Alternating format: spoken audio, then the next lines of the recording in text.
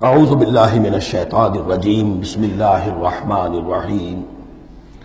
بسم اللہ الرحمن الرحیم الحمد للہ الذی خلق السماوات والارض وجعل الظلمات والنور۔ کل تعریف اور تمام شکر اس اللہ کے لیے ہے جس نے آسمانوں اور زمین کی تخلیق فرمائی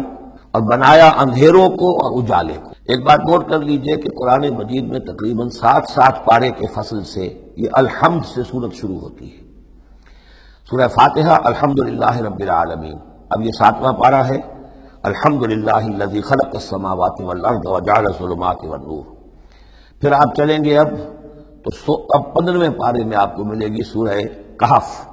الحمدللہ الذی انزل علی عبدہ الکتاب ولم یجعل لہ عوجا۔ پھر اس کے بعد 23ویں پارے میں 2 صورتیں آئیں گی، سورہ فاطر اور سورہ سبا، یہ دونوں بھی الحمدللہ سے شروع ہوتی ہیں، گویا کہ وہ آخری حصہ بھی اس کے اندر شامل کر دیا گیا۔ تو یہ بڑی صحیح وقفے کے بعد ایک سورت شروع ہوتی ہے اللہ تعالیٰ کے حمد اور تعریف کے حوالے سے۔ خاص طور پر بات نوٹ کرنے کی ہے جعلس خلق اور جعلہ، آسمان اور زمین چونکہ مادی حقیقتیں ہیں لہذا ان کے لیے لفظ خلق آیا ہے، لیکن نور اور اجالا اور اندھیرا جو ہے یہ در حقیقت اس طرح کی نہیں ہے۔ اندھیرا کس کو کہتے ہیں؟ نور کے نہ ہونے کا نام اندھیرا ہے، یہ اس طرح کی کوئی مادی حقیقت نہیں ہے، اس لیے اس کے لیے لفظ جو ہے جعلہ آیا، بنائے، اس نے ٹھہرا دیے، بنا دیے، نمایاں کر دیے، معلوم ہو گیا کہ یہ اجالا ہے، یہ اندھیرا ہے۔ ثم الذین کفروا بربہم یعدلون، پھر بھی وہ لوگ جو اپنے رب کا کفر کرتے ہیں اس کے برابر کیے دیتے ہیں، یعدلون بہ شرکاءہم، یعنی جن کو انہوں نے شریک سمجھا ہوا ہے، جن کو انہوں نے اللہ میں کی ذات میں یا صفات میں یا حقوق میں شریک کیا ہے، تو لوگوں کا حال یہ ہے کہ جب کہ آسمانوں اور زمین کا پیدا کرنے والا بھی تنہا اللہ ہے اور جب کہ ظلمات اور نور کا جو ہے بنانے والا بھی تنہا اللہ ہے، لیکن پھر بھی لوگوں کا حال یہ ہے کہ انہوں نے اللہ کے ساتھ اپنے رب کے ساتھ کچھ اور ہستیوں کو برابر ٹھہرا دیا ہے۔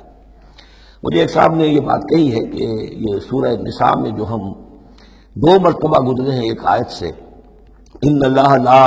یغفر ان یشرک بہ ویغفر ما دون ذلک لمن یشاء، تو یہ بڑی اہم آیت تھی اور آپ نے اس کی طرف توجہ زیادہ نہیں دی۔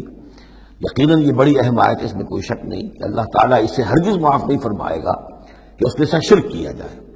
البتہ یہ ہے کہ اس سے کم تر جو گناہ ہوں گے جن کو چاہے گا بخش دے گا بغیر توبہ کے، باقی یہ کہ شرک سے بھی انسان تائب ہو جائے تو شرک بھی معاف ہو جائے گا۔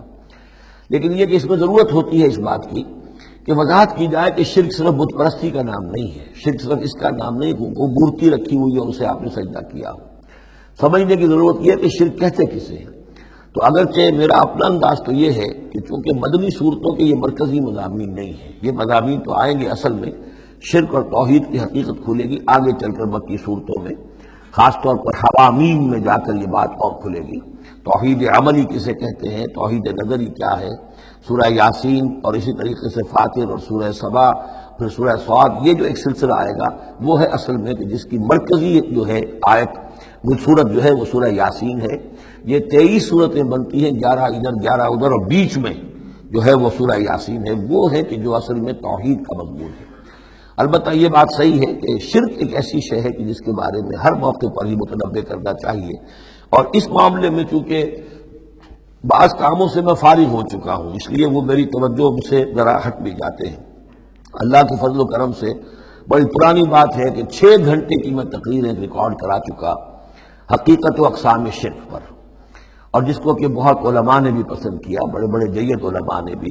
اس حوالے سے کہ ایک شرک تھا جو آج سے کچھ عرصے پہلے لوگوں نے پہچان لیا یہ شرک ہے،